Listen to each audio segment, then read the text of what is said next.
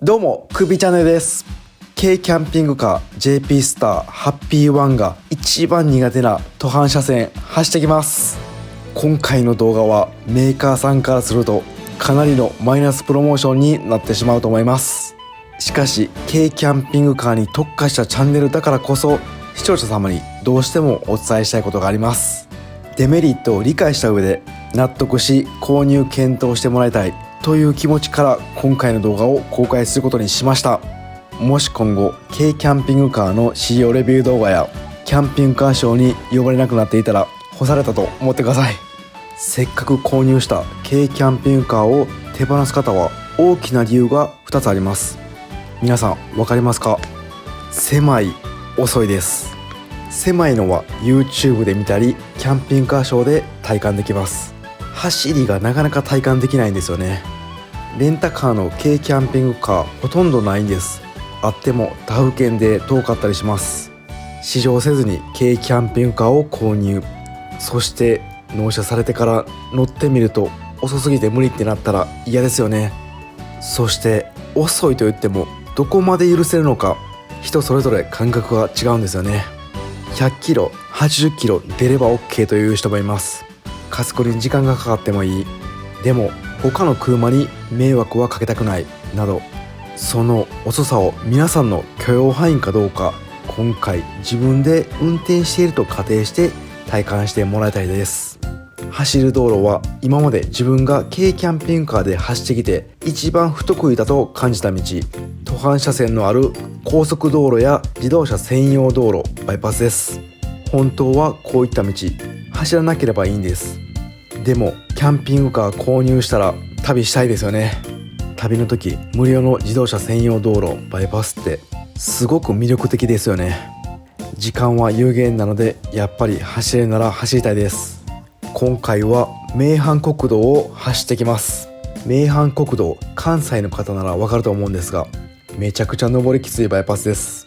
自動車専用道路の限界と言われている最大勾配 6% です。一般の山道は法定速度低いので意外と走れます。だけど自動車専用道路や高速道路の上りは流れが速くて軽キャンピングカーに一番しんどい道なんです。名阪国道を走れたらどこでも走れると思います。そんな道です。その上りのきつい道を軽キャンピングカーの中でも一番走りが不得意な普通車登録枠の軽キャブコンハッピーワンで挑戦します。簡単に軽キャンピングカーの種類をお伝えします。バンコンと軽キャブコン2つに分かれます。また軽キャブコンの中でも2つほどに分かれます。インディ727、テントウムシ、バロッコなどの軽自動車枠のキャンピングカー、そしてハッピーワン、ラクーンなどのシェルが大きい普通車登録枠の軽キャンピングカーになります。こちらはエンジンが軽自動車のままターボもありません。なのでかなり遅いのは想像つくと思います。自分は軽自動車枠のインディ727を所有しているのでその違いも交えてお伝えします。今回の試乗レビュー動画は高速の上り以外普段使いで気になる箇所も体感していきます。一般道でのブレーキ、コンビニ段差、高速道路の合流料金所の加速をストップウォッチで計測します。直進安定性、静粛性も気になります。そして風の煽りですね。これは必ずお伝えしないといけないポイントになります。伊勢湾岸道という海沿いの高速道路を走って実際の揺れを動画にしていきます。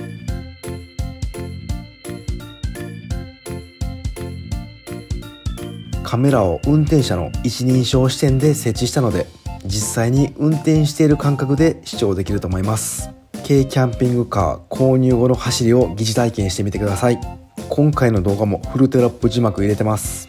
スマホの場合は CC、パソコンは字幕ボタンを押すとテロップが出ます。電車や外でも音声なしで楽しめると思います。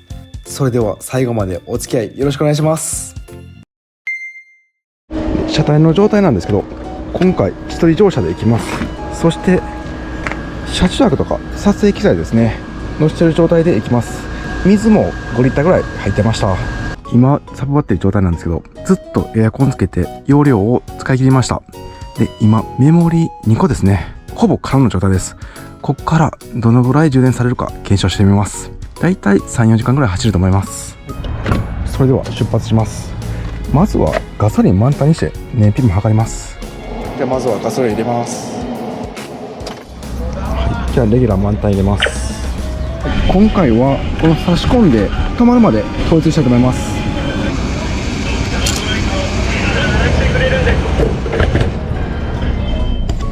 はい、満タンになりました。でトリップメーターゼロにしていきます。ガソリンスタンドで空気圧入れてきました。後ろが 3.5 で前が 2.8 です。それでは行ってきます。今一般道なんですけど、これミラーが外に出ているんで視認性はやっぱすごいいいんですよね。一般道で気をつけたいのがやっぱりこのブレーキですね。やっぱ正当距離の時間かかりますんで、止まるまで時間かかります。ちょっとコンビニ寄ってコーヒー飲みます。じゃこういった段差ですね、揺れますんで、こんな感じですね。ここは今結構段差あるところだったんですけど、やっぱりキャンピングカーはコンビニの段差とかすごい揺れやすいですね。じゃ間もなく高速ですね。やっぱコーナリングはすごい安定しますね。ホワイトタイヤなんで。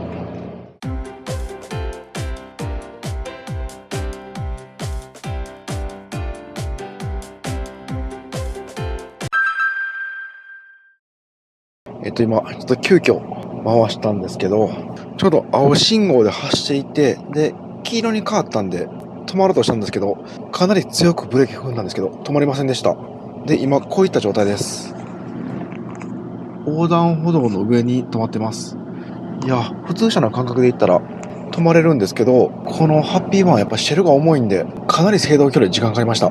でインディーも時間かかるんですけど、ハッピーワンはさらにかかる気がします。ちょっと危険性があったんで、ちょっとヒヤッとしたんで、ここはお伝えさせていただきました。じゃあ安全運転で出発します。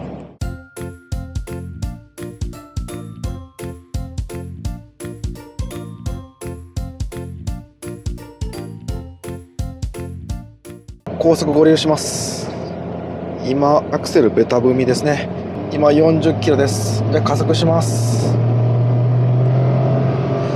50キロ、60キロ、70キロ、はい、80キロなりました。今ぐらいの距離あれば80キロまでは問題なく加速できます。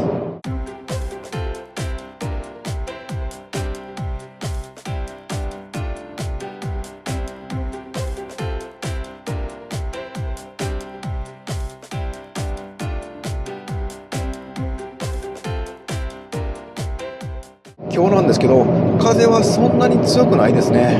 でめっちゃいい天気です。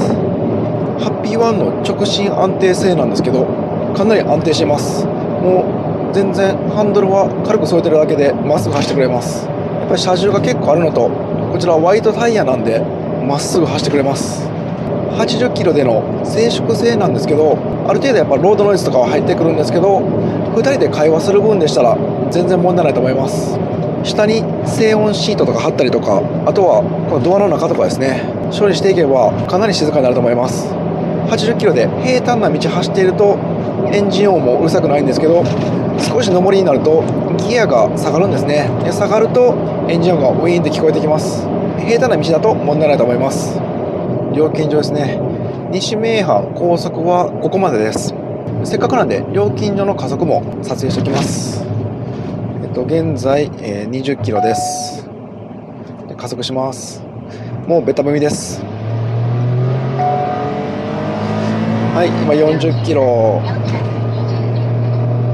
で50キロ、はい、今60キロです。やっぱ加速はすごい遅いですね。ただこういった料金所とかでしたら結構広いんで、ちゃんと制限速度までは加速できます。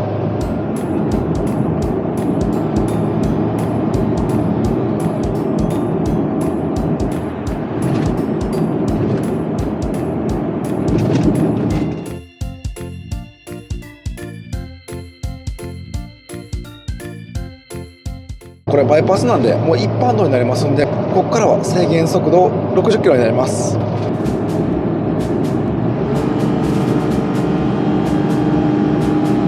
はい、今回なんですけどエアコンつけた状態で走ってます。なのでエアコン切ったらちょっとマシになるかもしれません。ただやっぱり夏めっちゃ暑いんでエアコンなしはしんどいですよね。なのでもうエアコンつけたまま実験していきます。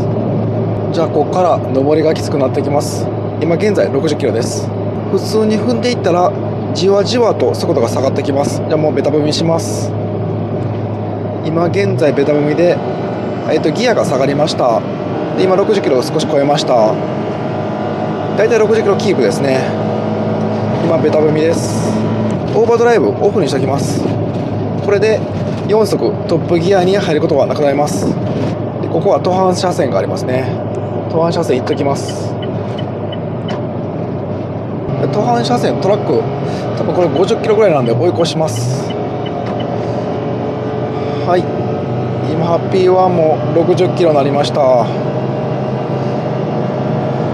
ちょっと追い越しますね。かなりうなってます。もうベタ踏みです。じゃあ戻ります。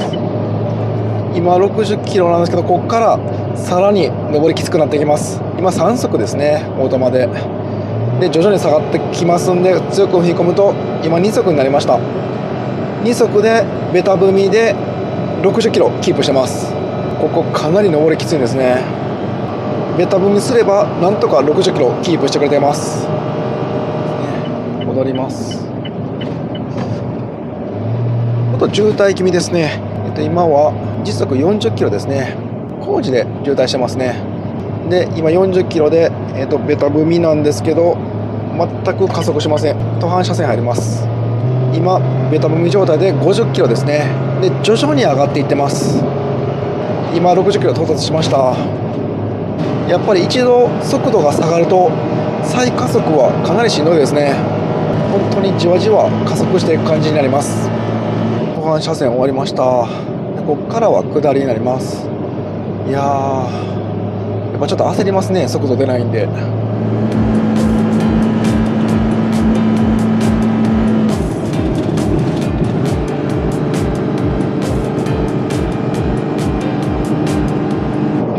きつめの上りが終わって70キロに制限速度上がりました。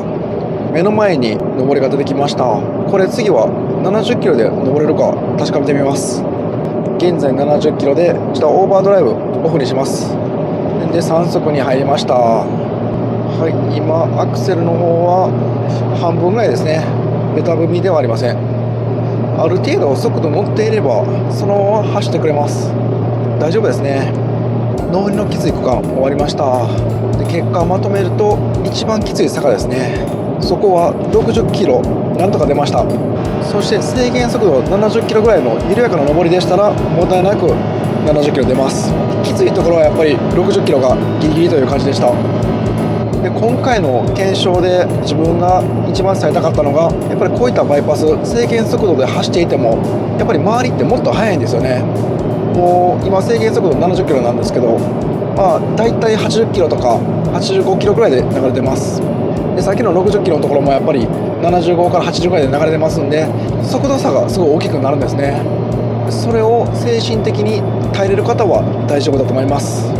これまだ2車線なんですけど、1車線のバイパスとかでしたらかなり渋滞になってしまいますので、そこが人によって感覚は分かれると思います。それが気にしない方や全然問題ないよっていう方は大丈夫だと思います。気にする方はハッピーワンはしんどいと思います。そこをきちんと理解した上で購入を検討するのがいいかなと思います。で今回の車両はワイドタイヤですね、後ろが。なのでちょっと重くなってます。ノーマルタイヤでしたらもうちょっと加速は良くなると思います。走る面はこんな感じで、もう本当に法定速度ギリギリ出るぐらいなんですけど、居住性がもう最高なんですよね。もうエアコンとか十何時間持つし、中も広いし、でどこでも行ける。もう走りだけですね。どこを取るかですね。それは人それぞれ変わると思いますんで、その辺も踏まえてまた検討してみてくれたらいいかなと思いました。そして帰りもう一個ハッピーワンの弱点ですね。風の煽り。伊勢湾岸道を走ります。そこめちゃくちゃ風きついんですね。インディ727でも怖い思いしました。で帰りこちらのハッピーワンで伊勢湾岸道を走って風の煽りですね、体感してみます。今渋滞に引っかかりました。ここ抜けるのに15分ぐらいかかりそうです。ようやく渋滞抜けました。そしたらもうちょっとしたら伊勢湾岸道に入ります。いやー、なんかもう風の音がビュンビュンしてます。ちょっと風やっぱ強そうですね。普通に怖いですね。ちょっと安全運転で行ってきます。もう最悪やばそうだったら下道に切り替えます。はい、海が見えてきました。ここちょうど橋のとこですね。今現在速度が80キロです。さあ、ここ一番強いとこですかね。揺れますね、やっぱり小刻みに揺れてるんで、両手でしっかりハンドル持っとかないとちょっと怖いですね。でこう左右に揺れる感じで、こんな感じですね。時たまパーンってちょっと横に行く感じですね。あ、今これですね。今ちょっと分かりますかね。すごい一回こっちが行ってまた戻って、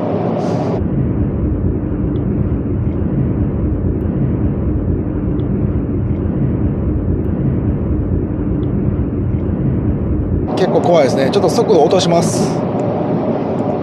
70キロに落とします。まだマシですけど、やっぱり怖いですね。この真横にガーンってちょっとガンガンって感じで行きますんで、普通車もし乗ってる方はこれで運転して今の風受けるとめっちゃ怖いと思います。で速度を落とせばちょっとマシになります。でこの車ワイドタイヤ履いているんで、横揺れはマシだと思います。ノーマルだったらもっと揺れると思います。ノーマルの場合はスペースは絶対オプションを入れた方がいいと思います。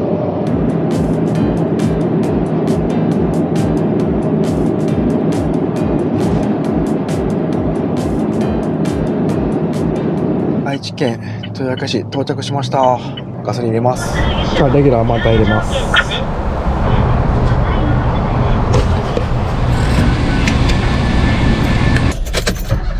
はい、満タン入りました。はい、ガソリンがですね 13.47 リッターですね。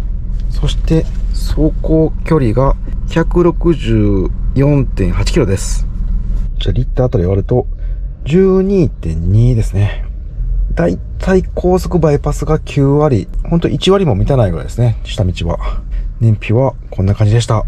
次はですね、サブバッテリー走行充電でどのぐらい溜まってるかですね。じゃあ電源つけてみます。うわ、すごい。メモリ1個しか入ってない。ほぼフル充電になりました。めちゃくちゃ溜まってます。天井のソーラーパネルも積んでますんで、こちらも太陽で充電されたと思います。いや、めちゃくちゃ充電されましたね。だいたい3時間半ぐらい走行しました。で距離は160キロぐらいですね。これでフル充電されてました。これでまたエアコン16時間使えますね。これだったら夏に旅行ってもエアコン困らないですね。このリチウムバッテリーと走行充電の組み合わせはかなりありだと思います。はい、皆さんいかがでしたか。走行充電すごいですね。超大容量リチウムバッテリー200アンペア2台が3時間の走りでほぼ満タンになりました。燃費も軽自動車のエンジンなのでキャンピングカーにしてはいいですね。そして一番お伝えしたかった名阪国道のような上りのきつい途半車線ですが、検証をまとめるとギリギリ法定速度で走行可能でした。一人乗車の場合です。一度失速すると再加速はかなり時間がかかりました。名阪国道の同じ道インディ727でもよく走ります。インディだともうちょっと余裕がありました。軽キャブコンでも違いあるもんですね。やはり後ろのシェル大きいと速度に差が出るようです。そして後日ハッピーワンで別のバイパス走行中、上りになり法定速度70キロギリ出ない区間がありました。ほぼ法定速度なんで大丈夫なんですが、後ろを見ると大名行列になってました。バイパスって流れ早いんですよね。自分は譲り車線が現れるまでプレッシャーでした。この辺プレッシャーに感じるか全然気にしないよっていうかは人によると思います。こういった体験は実際に購入して走ってみないとわからないことなのでお伝えさせていただきました。そして風の煽りですね。購入してから体感し、怖いという理由でキャンピングカーを手放される方本当に多いです。こちらも購入後に後悔されないようあえてお伝えさせていただきました。風の煽りに関しては足回り強化、ショックアブソーバーを入れると改善される可能性があります。かなりデメリットをお伝えしましたが、居住性は最高なんですよね。ハッピーワン。しかも低価格で納期が早い。外部電源なしでエアコンも一晩使える。デメリットを上回るメリットがハッピーワンにはあります。皆さんどう思われたでしょうか。不得意な道や風のきつい時走らないという使い方をできればメリット尽くしになると思います。今回の動画を見て率直な感想ぜひ教えてください。皆さんのご意見楽しみにしております。